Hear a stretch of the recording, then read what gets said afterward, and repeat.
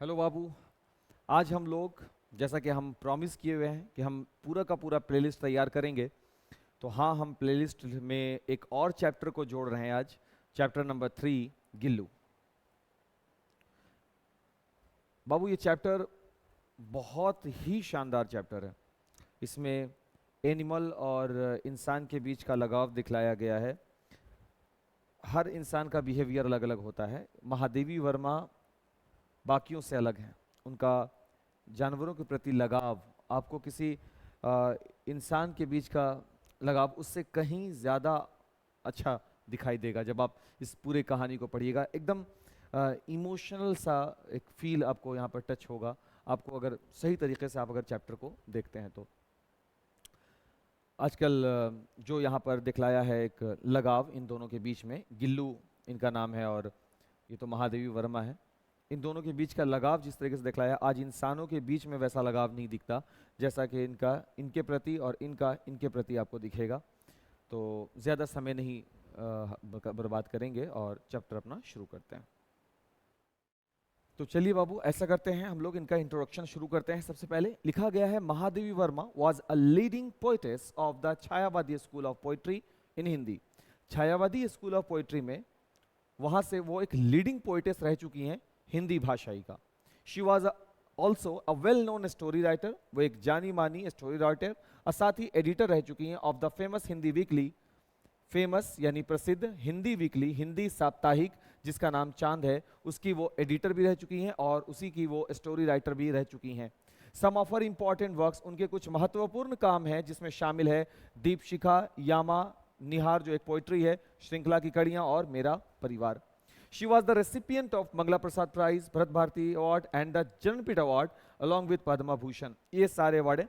इसमें जननपीठ अवार्ड जो है ना बाबू, ये सबसे ओल्डेस्ट लिटरेचर में बहुत शानदार काम करने वाला अवार्ड है। जननपीठ अवार्ड बोला जाता है इसको। ये सबसे ओल्डेस्ट अवार्ड में से एक है बाबू, जो लिटरेचर की दुनिया में दिया जाता है, साहित्य की दुनिया में दिया जाता है। साहित्य में आपके अभूतपूर्व योगदान के लिए दिया जाता है। She was elected fellow of the साहित्य अकादमी, और वो साहित्य अकादमी की इलेक्टेड मेंबर में से एक रही हैं। ठीक है, शुरू करते हैं अपना चैप्टर। लेकिन बाबू, इसमें कुछ बात आपको याद रखना है। जैसे महादेवी वर्मा का जन्म कब हुआ था? 1907 में। आपको यह भी याद रखना है कि इन्हें कौन कौन से अवार्ड प्राप्त हुए थे। ठीक है, आगे बढ़ते हैं।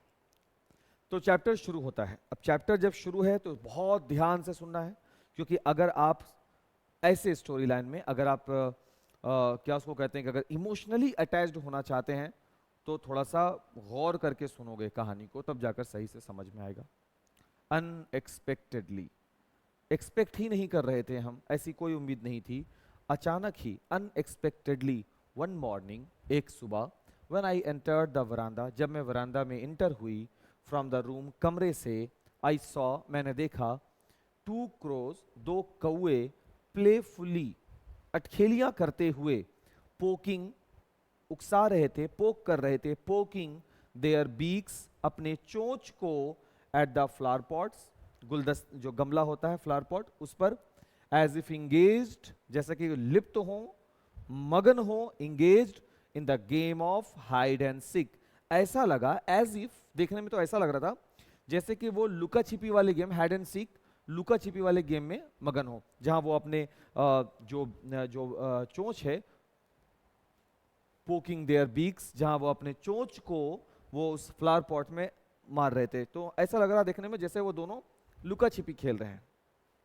सडनली, तभी अचानक से, माई एसिडियस क्रिटिक, मेरे अंदर जो वो बेचैन करने वाला जो आलोचक व्यवहार मेरा जो है कि आखिर ऐसा क्यों है, ऐसा क्यों कर रहे हैं वो आज, ऐसा ऐसा तो हम कभी देखे नहीं कि इन्हें अटखेलियां करते हुए, आज ऐसा क्यों, ये जो मेरे अंदर ऐसा नेचर है किसी चीज के प्रति क्यों वाला व्यवहार, ऑफ दिस मिथिकल टेल, ये जो मिथ चल रहा है इन दोनों की, कौन सी कहानी चल रही है दोनों कौओं के बीच में, मिथिकल टेल, इस मिथिकल टेल का, ऑफ द क्रो, कौए का, was intercepted bye my gauge, my gauge, मेरे गेजिंग माने मेरे निहारने पर बात जाकर अटकती है, that fell on this tiny being, जो जो मेरा जो गेज है वो जाकर के गिरता है किस पर, इस छोटे से जीव पर। कौन सा छोटा सा जीव? लाइंग, पड़ा हुआ था, हिडन, छुपा हुआ, इन द गैप, उस संकरे से जगह पर, गैप में, एट द जंक्शन, जंक्शन जहां पर जुड़े हुए हैं, at the junction of the pot. बाबू जब हम पॉट को रखते हैं, जब हम पॉट को रखते हैं, गमला इस तरह से रखोगे तो स्वाभाविक है कि यहां पर जगह बनता है, ये जंक्शन हो गया, तो यहां पर जो जगह है ना, यहीं पर वो जो टाइनी बीइंग है, कोई छोटा सा जीव है, वो पड़ा हुआ है, hidden the gap eight the junction of the pot with the wall. पीछे साइड दीवार है और सामने ये दोनों गमला है, बीच में वो टाइनी बीइंग पड़ा हुआ है। ठीक, हम आगे नहीं बढ़ जाएंगे, हमको यहीं रहना है।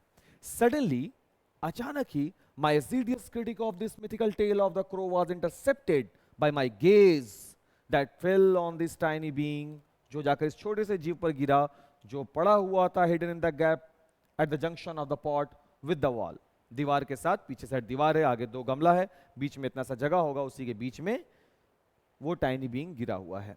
मूविंग क्लोजर, जब मैं नजदीक गई, आई सॉ, मैंने देखा, दैट कि it was a tiny baby squirrel, यह एक छोटा सा बेबी स्क्वायरल है, that must have accidentally fallen down, जो अवश्य ही एक्सीडेंटली, किसी दुर्घटना पूर्वक वो गिर गया होगा, fallen down from A nest, अपने घोंसले से, एंड वाज नाउ, और अब, बीइंग कंसीडर्ड, पहचान लिया गया हो, बाय द क्रोज, कौओं के द्वारा, to be an easy prey, जो एक बहुत ही आसान सा प्रे बन चुका है, भक्षी बन चुका है, शिकार बन चुका है, किसका?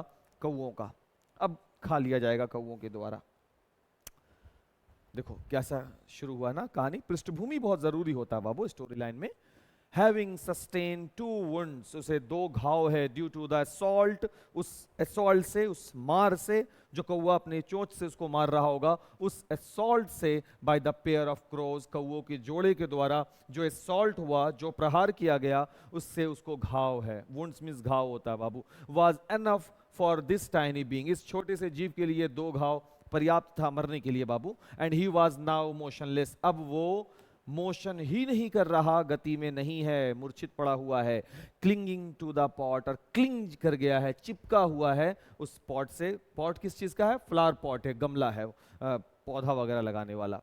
एवरीवन, हर कोई, रिमार्क्ड दैट, यह मान लेता कि as he would not survive, कि वो बचेगा नहीं। कौन नहीं बचेगा? Tiny baby squirrel, after having been so assaulted by the crows, कौओं से जिस प्रकार उसे असॉल्ट किया गया, जैसा उस पर प्रहार किया गया, हर कोई ये रिमार्क कर लेता कि बचने वाला है नहीं। ही बी लेफ्ट अलोन, तो उसे अकेला छोड़ दिया गया होता अगर कोई और होता तो।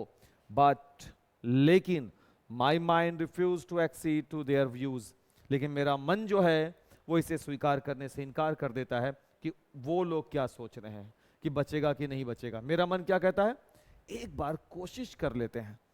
एंड देयरफॉर, और इसलिए, I gently lifted him up, मैंने बहुत ही प्यार से, हल्के से उसे ऊपर उठाया, lifted him up, and brought him, और उसे लेकर आई, to my room, अपने कमरे में, and after wiping the blood, और blood जो उसे बह रहा होगा, उसके blood को साफ करने के बाद, from his wounds, उसके घाव से जो blood निकल रहा था, उसके blood को साफ करने के बाद, with cotton wool, जिसे मैंने cotton wool से, रुई से उसे साफ किया blood को, अप्लाइड, जिस, और उसके बाद उसके ऊपर लगाया पेनिसिलिन ऑइंटमेंट, पेनिसिलिन वगैरह जो दवाई आती है, एंटीसेप्टिक दवाइयाँ वगैरह वो लगाई। I try to feed him, मैंने कोशिश किया उसे खिलाने का, बाई समहाउ, कैसे भी करके, putting a thin cotton wool wick, cotton का कपड़ा या धागा वाला उसको बना करके डिप किया गया होगा पहले दूध वगैरह में, और उसके बाद फिर उससे ड्रॉपलेट बना करके गिराया जा रहा होगा उस टाइनी बेबी स्क्वायरल के मुंह में। वो dipped in milk to his mouth, दूध में डाला गया और उसके मुंह तक पहुंचाया गया।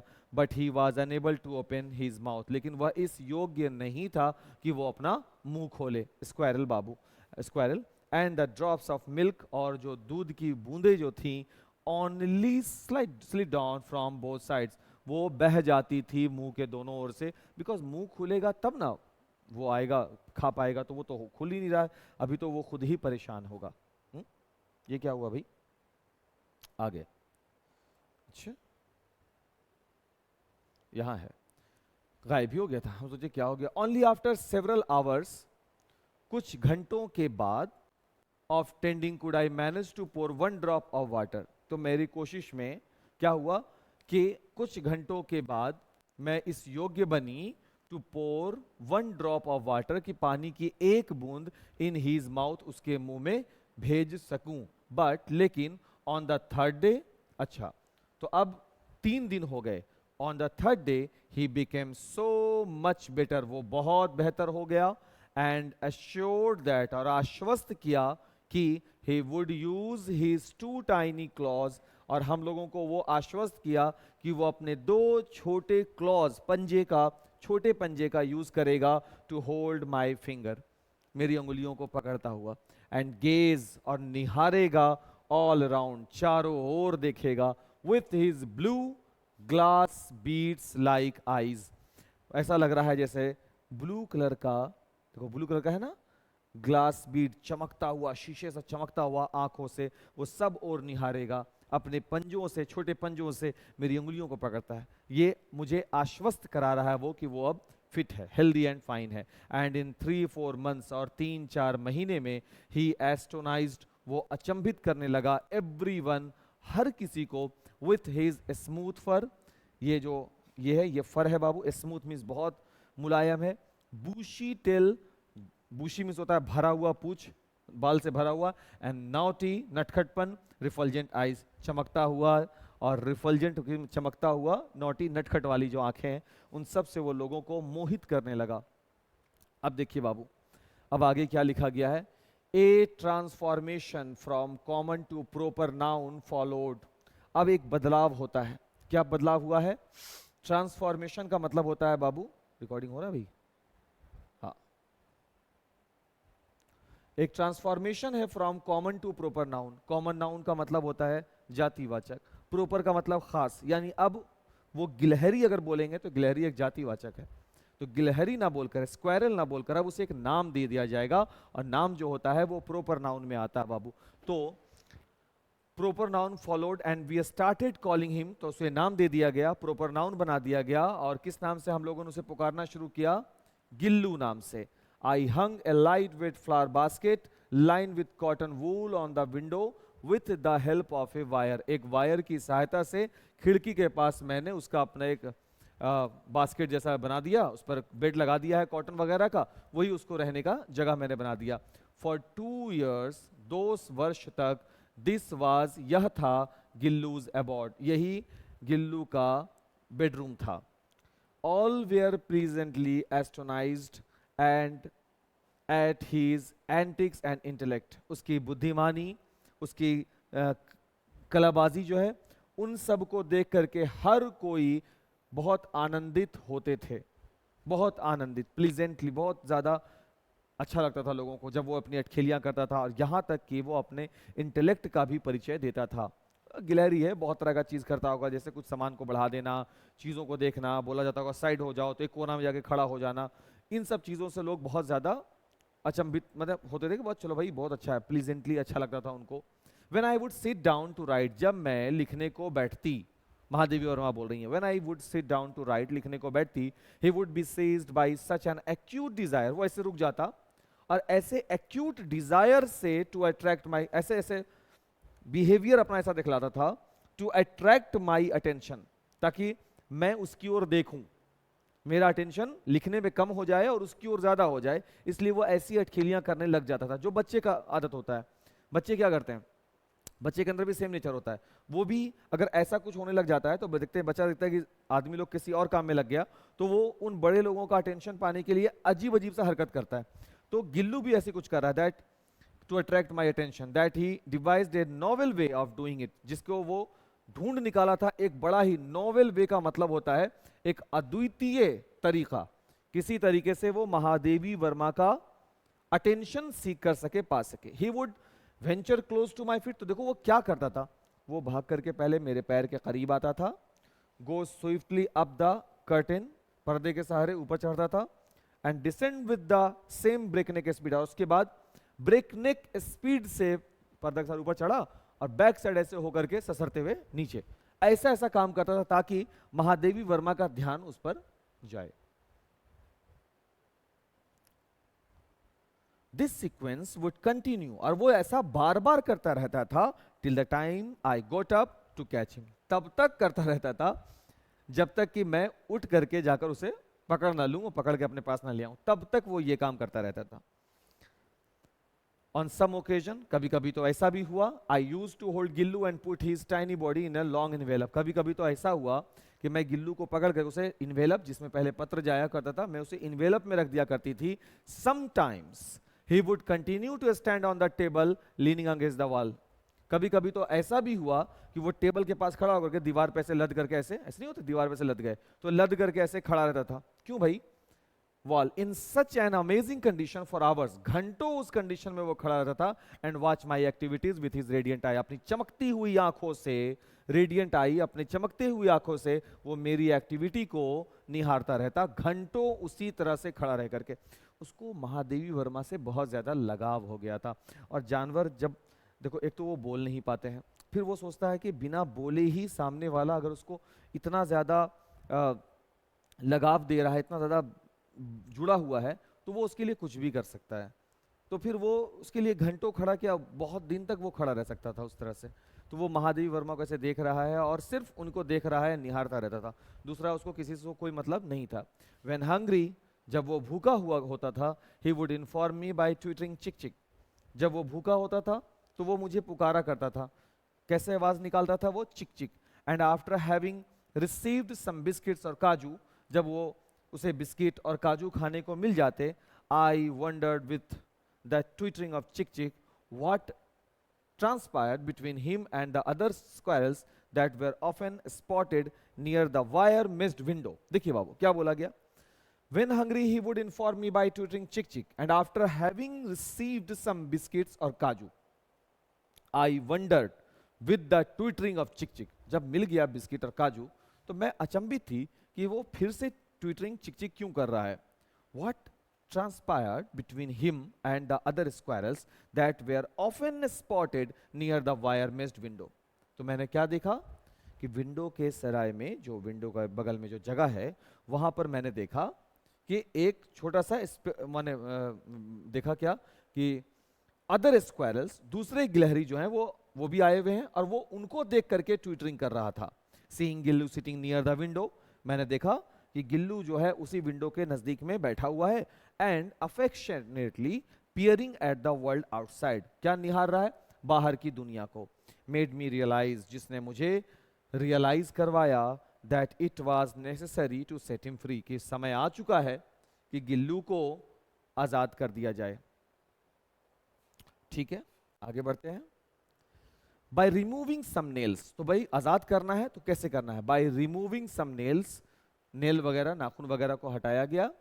I made a small opening in a corner of the wire mesh, तो मैंने उस खिड़की में एक छोटा सा ओपनिंग बना दिया साइड में wire mesh. And on being able to go out from this opening, Gillu was on being able, जब वो इस योग्य हो गया, देखा कि जगह बना दिया गया बाहर जाने का, टू गो आउट, बाहर जाने का, फ्रॉम दिस ओपनिंग, इस स्थान से बाहर जाने का रास्ता खुल चुका है।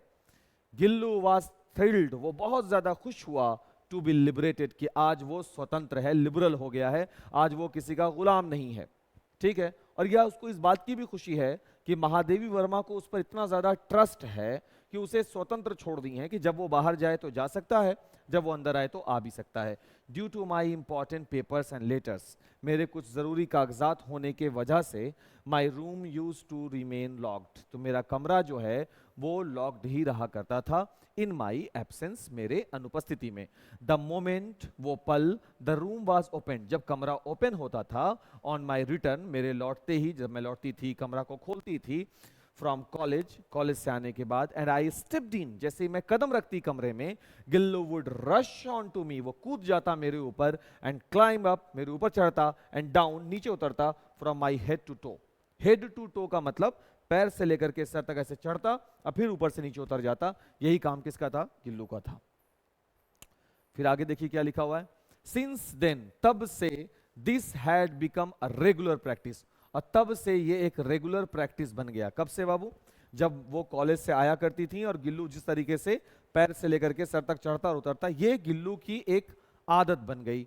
Since then this had become a regular practice. सही है। On my leaving the room sorry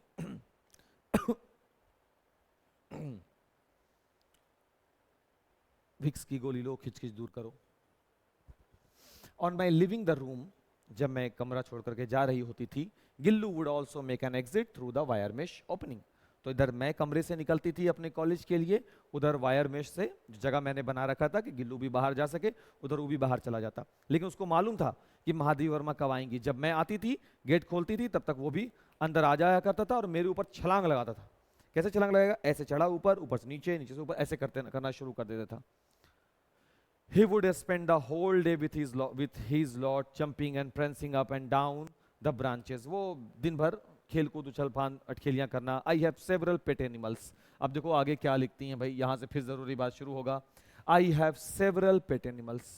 बहुत सारे पालतू जानवर मेरे पास हैं, and birds, और पक्षियां भी, and all of them, और उन सभी में, are quite fond of me. सारे के सारे जो हैं वो बहुत लगाव है उनसे मेरा, बहुत उनका मुझसे, मेरा उनसे बहुत लगाव है। बट आई डोंट रिमेंबर, लेकिन मुझे याद नहीं, एनी ऑफ देम, कि उनमें से कोई डेयरिंग, हिम्मत किया हो to eat from my plate. मेरे बहुत सारे पालतू जानवर और पक्षियां हैं, सबको मैं पसंद हूँ, सब मुझे पसंद करते हैं, लेकिन मुझे आज तक याद नहीं कि कोई भी ऐसा पालतू पक्षी या जानवर हुआ हो जो ये हिम्मत कर गया हो कि मेरे प्लेट से खाना खा सके। यहाँ तुम देख सकते हो कि गिल्लू जो है वो महादेवी वर्मा के प्लेट से ही खाना खा रहा है।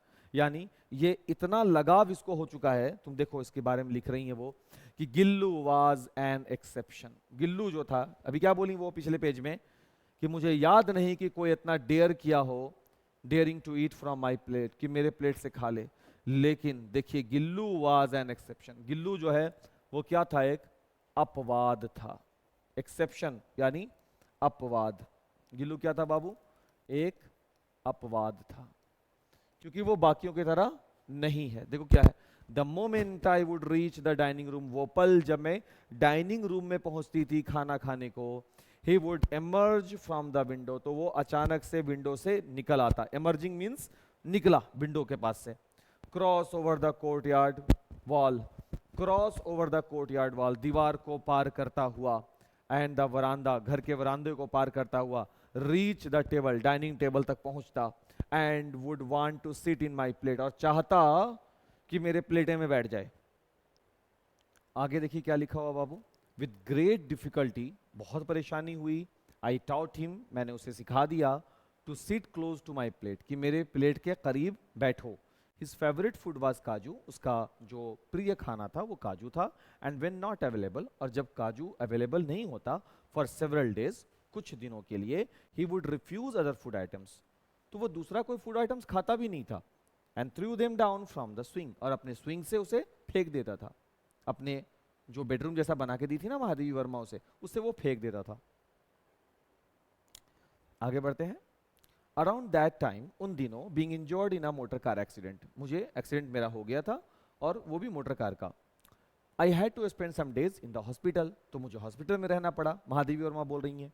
दोज डेज, उन दिनों, whenever my room was open, जब भी मेरा रूम खुलता, Gillu would rush down from his swing, Gillu भागता हुआ अपने स्विंग से कूदता, उसको लगता कि महादेवी वर्मा आ गई। But on seeing somebody else, जब वो किसी और को देखता, he would with the same alacrity scuttle back to sit in his nest, और फिर से वो उसी तीव्रता से, जिस तीव्रता से वो दौड़ कर आता, उसी तीव्रता से वो भागकर फिर से अपने स्विंग में, अपने नेस्ट में चला जाता।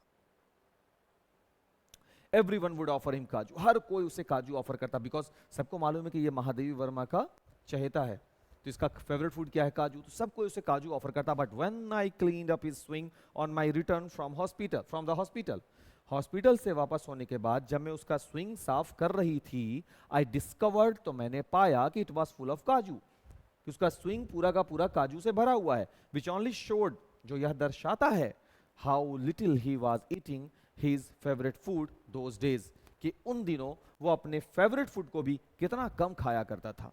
किन दिनों बाबू? जब महादेवी वर्मा को एक्सीडेंट हुआ था और वो हॉस्पिटल में थी। बिकॉज ये दर्शाता है कि जानवर भी वो चीज़ महसूस कर रहे हैं, जानवर भी वो दर्द महसूस करते हैं कि भाई जिनके साथ मेरा लगाव है, जिन्होंने मुझे बचाया है, आज वो भी तकलीफ में है, तो हम कैसे खा सकते हैं? देख लो, जानवरों के अंदर ये इमोशनल चीज़ है।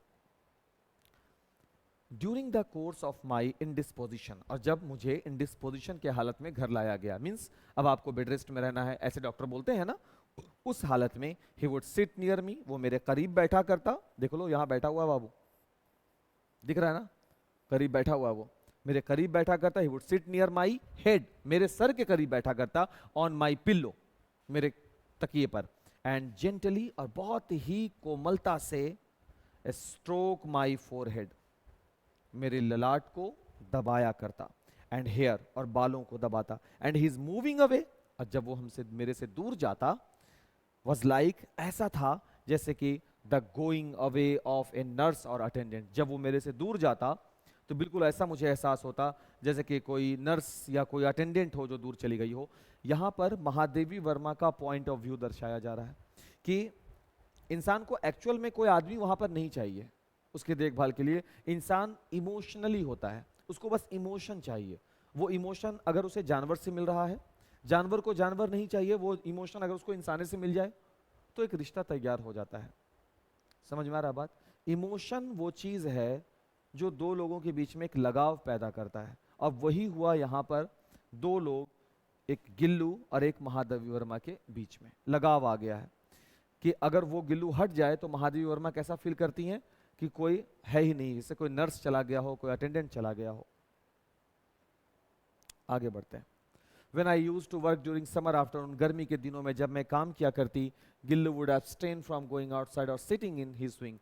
तो गर्मी है तो गिल्लू भी बाहर नहीं जा रहा है, वो भी अपने स्विंग में बैठा है। To keep himself close to me, अपने आप को मेरे करीब बनाकर रखे रहने के लिए। And also to tackle the summer heat, और गर्मी के हीट को उसको भी झेलने के लिए। He had discovered, उसने ढूंढ निकाला था, टोटली न्यू मेथड, उसने एक नया मेथड ढूंढ निकाला था। किसने? गिल्लू ने।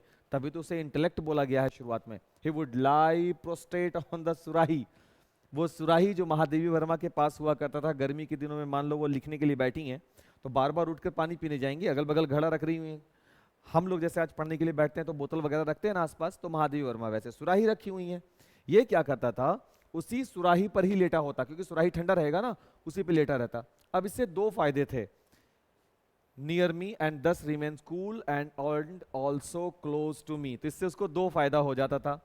सुराही जो था वो महादेवी वर्मा के नजदीक होता था, तो इससे वो ठंडा भी रहता था लेटा हुआ सुराही पर, और ऑल्सो क्लोज टू मी, और महादेवी वर्मा के करीब भी रहता था। दोनों चीज हो गया उसका। Squirrels have a life span of barely 2 years। तो स्क्वायरल जो हैं उनकी जिंदगी 2 वर्ष की होती है। Gillu's lease of life finally came to an end. तो जो लीज ऑफ लाइफ गिल्लू को मिला है 2 साल का, वो फाइनली अंत होने पर आ चुका है। फॉर द होल डे, और इस दिन जब उसका आज अंत होने वाला है, आज होल डे पूरे दिन, he neither ate nor ventured out, ना तो वो कुछ खाया है और ना ही वो खेल कूद करने के लिए बाहर ही गया है। इन द नाइट, रात में, even with the pain of going away, दूर जाने का दर्द होने के बावजूद, ही केम टू माई बेड, वो मेरे बेड तक आता है। फ्रॉम द स्विंग, अपने स्विंग से उतरकर, and clutch the same finger, और पकड़ लेता है वही उंगली, सेम फिंगर। वही उंगली क्यों बोली वो? चलो अभी पढ़ाई की है, इतना सा बात कर लो। तो वही उंगली क्यों बोला गया?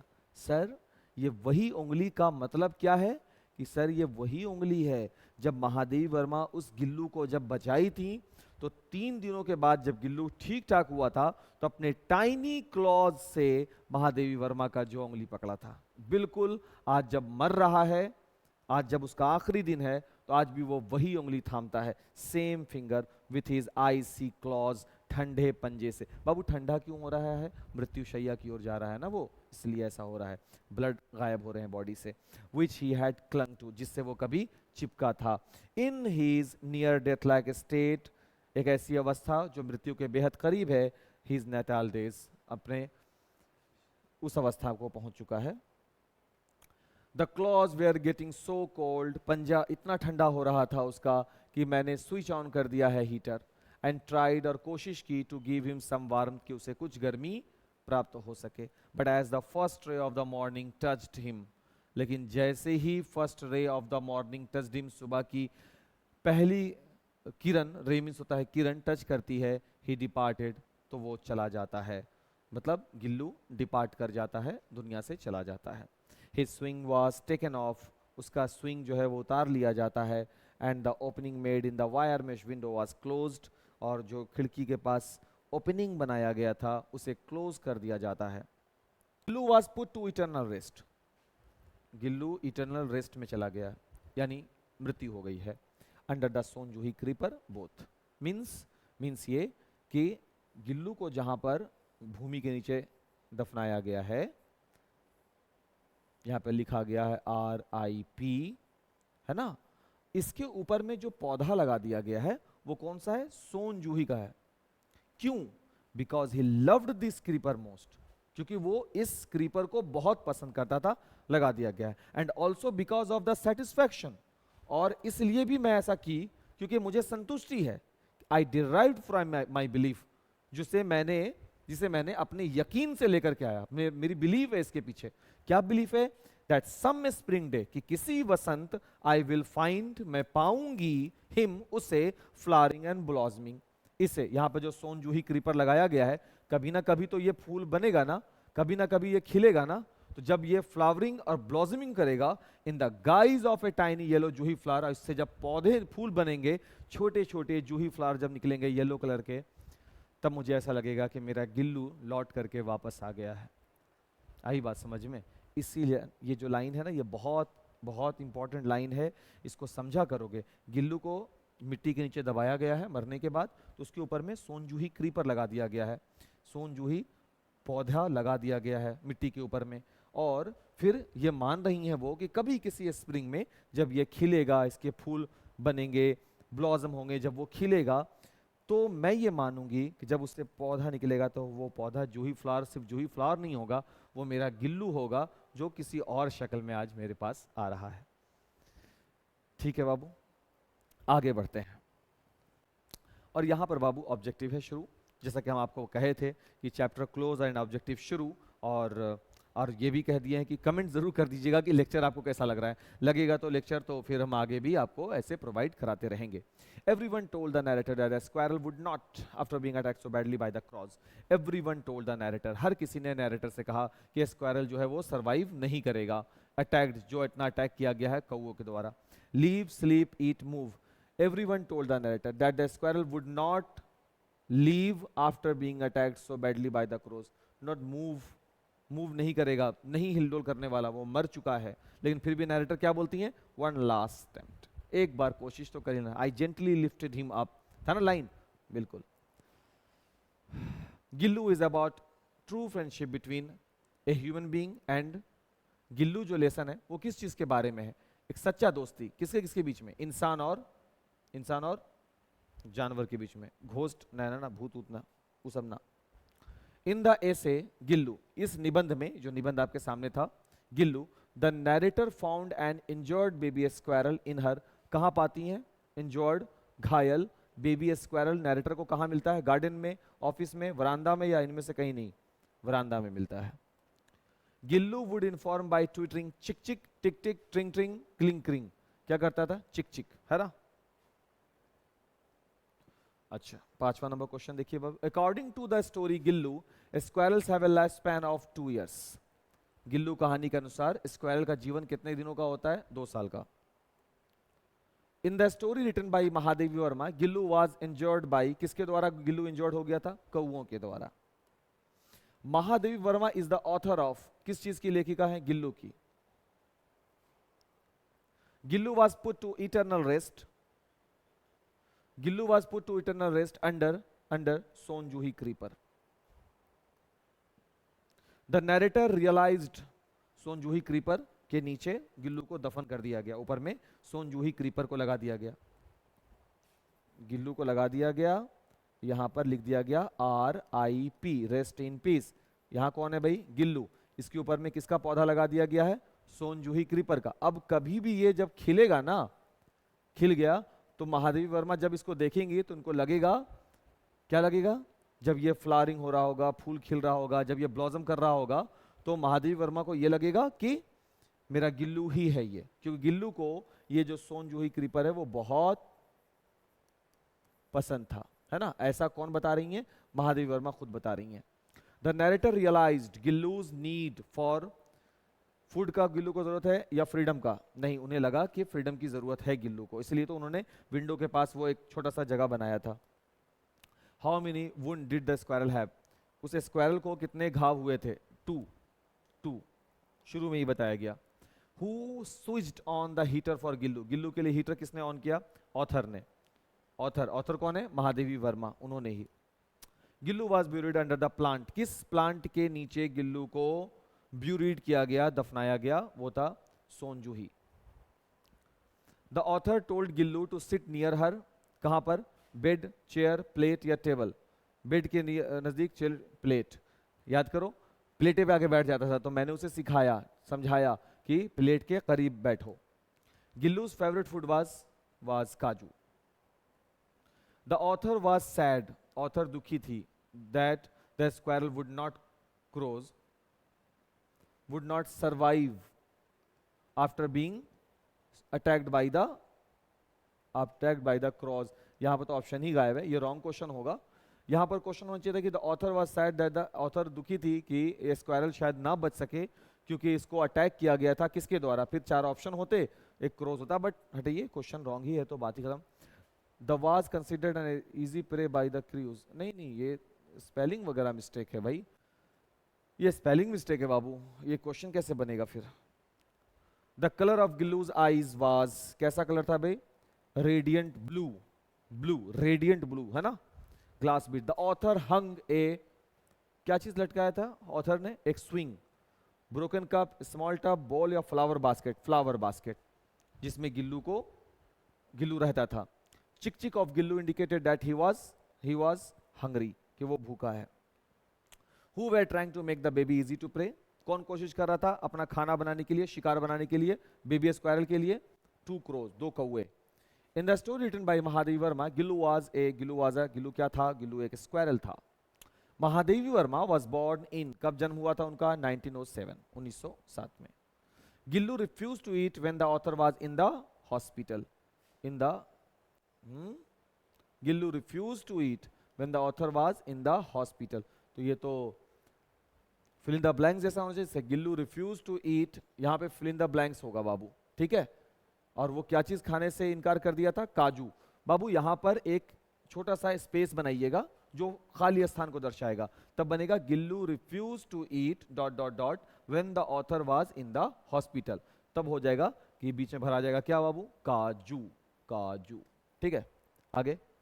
The author tried to feed Gillu some, क्या खिलाने की कोशिश कर रही थी ऑथर? शुरू में बाबू मिल्क, दूध, और इस तरीके से एंड हो गया, इस तरीके से। ठीक है बाबू, तो उम्मीद करते हैं कि वीडियो लेक्चर आपको अच्छा लगा होगा। किसी तरह का सुझाव है तो कमेंट में जरूर बताइए और अपने दोस्तों के साथ ज्यादा से ज्यादा शेयर कीजिए, ठीक है। Thanks for watching.